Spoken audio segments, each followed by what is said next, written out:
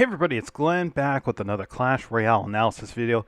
We're taking a look at the 3 games that Miguel Hay played in set number 5 of the quarterfinals of the Orange Crown League playoffs, Outplayed versus Cream Real Betis. If you missed the first game that we broke down, it's in the notes.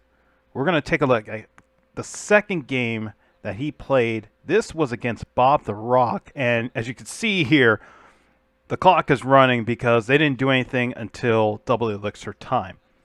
So what I found really fascinating by what Miguel Hay was playing and how he was playing was just that he was able to adjust in different ways. We saw that in the first series, in the first game against Faust, and now we're going to see it in this game against Bob the Rock.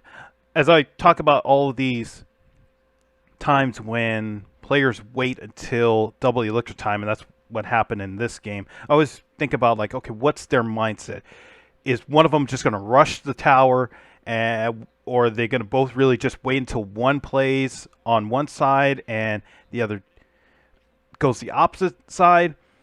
That's what we're going to see here, because I was really curious about if that ever happens, like what goes through the mindset of these players as they deal with kind of a waiting period. You get 2 minutes to wait.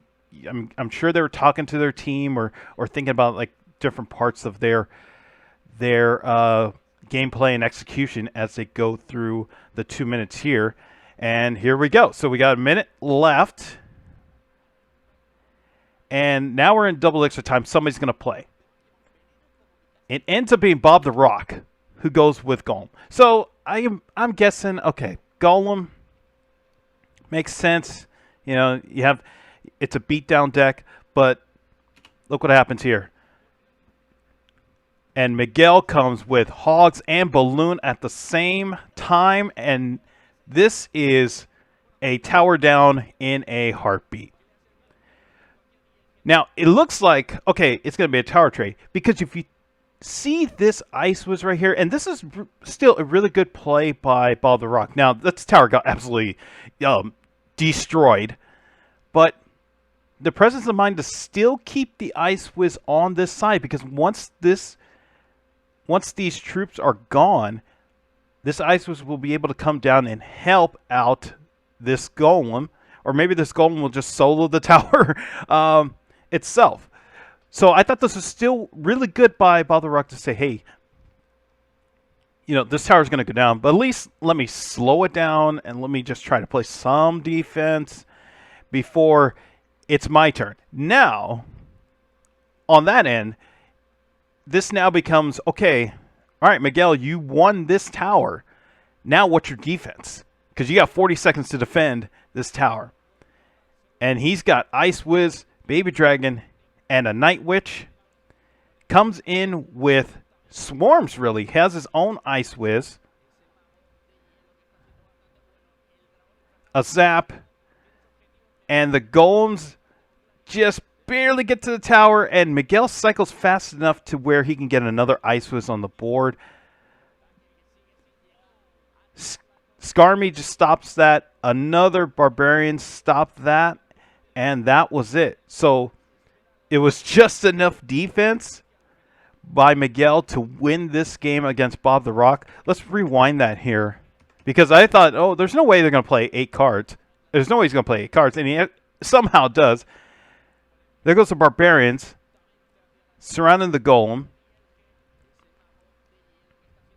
This Ice Witch just has to do enough to stop it. That Zap helps a lot. Arrows come in. And it looks like right here that, okay, you have a good and pretty healthy Dark Prince. You have a Night Witch who's still alive, so bats are going to come in at some point. But the power of Ice Whiz is really good because it just slows it down and a lot of splash damage.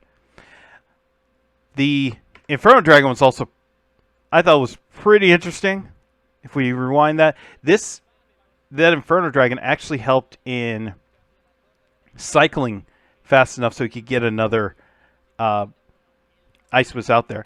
Because this Inferno Dragon was going after the Baby Dragon right here. All eyes on the Golem and this push right here, and the Ice Whiz comes down.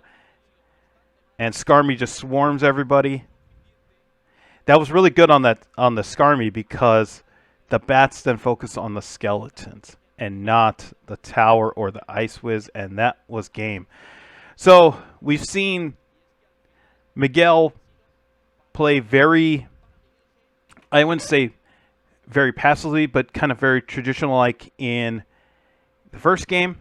Second game, he comes in and just rushes the tower and plays just enough defense to win, and now he is up 2-0 in the series. He just has to beat one more player in order to send his team to the next round, and we're going to break that down in the next game. I thought, in the next video, I thought this was really interesting, because I wonder why more players don't rush the tower like that when they see a golem, but maybe it's just the fact that they know that a golem beatdown is really heavy. So I just am surprised. Like when I saw that happen, I was like, oh wow, that should be happening more, and it really doesn't. So congrats to Miguel on this win right here. We're going to break down the next game against Mostama in the next video. So I'll end the video right here. Thanks for watching. Be sure to hit the like button. Be sure to subscribe, and I'll see you then.